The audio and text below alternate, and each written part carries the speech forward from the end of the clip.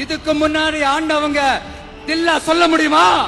থালাপতি বিজয় রাজনীতির ময়দানে পা রাখার পর থেকে নতুন করে আশার আলো দেখেছিল তামিল সিনেমা ইন্ডাস্ট্রি। মুখ্যমন্ত্রীর দায়িত্ব গ্রহণের পর ইন্ডাস্ট্রির উন্নতির জন্য বড় পদক্ষেপ নিলেন তিনি।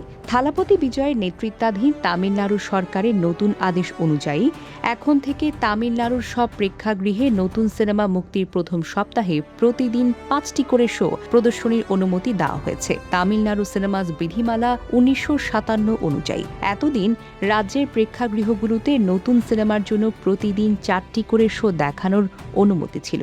কেবল বিশেষ উৎসব বা সরকারি ছুটির দিনে জেলা কালেক্টর বা চেন্নাই পুলিশ কমিশনারের আগাম অনুমতি নিয়ে অতিরিক্ত একটি শো দেখানো যেত।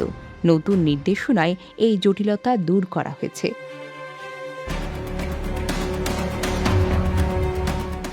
সম্প্রতি তামিল সিনেমা ইন্ডাস্ট্রির প্রতিনিধিরা মুখ্যমন্ত্রী বিজয়ের সঙ্গে সাক্ষাৎ করে সিনেমা হলের দৈনিক শোর সংখ্যা বাড়ানোর অনুরোধ জানান।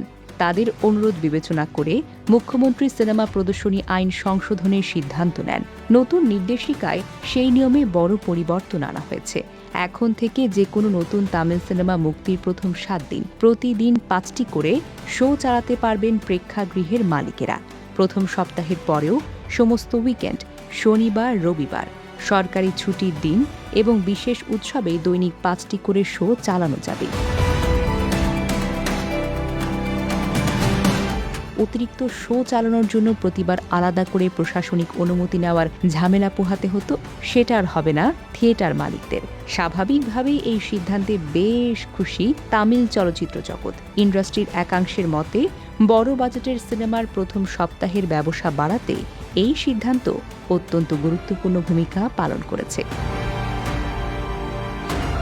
চলচ্চিত্রের দীর্ঘদিনের অভিশাপ পাইরেসি রোধে কঠোর আইনি পদক্ষেপের দাবি তুলেছেন প্রযোজকেরা। তামিল ফিল্ম অ্যাক্টিভ প্রডিউসার্স অ্যাসোসিয়েশনের প্রতিনিধিরা মুখ্যমন্ত্রী বিজয়ের সঙ্গে সাক্ষাৎ করে এই দাবি জানান। পাইরেসির শিকার হয়েছেন বিজয় নিজেও।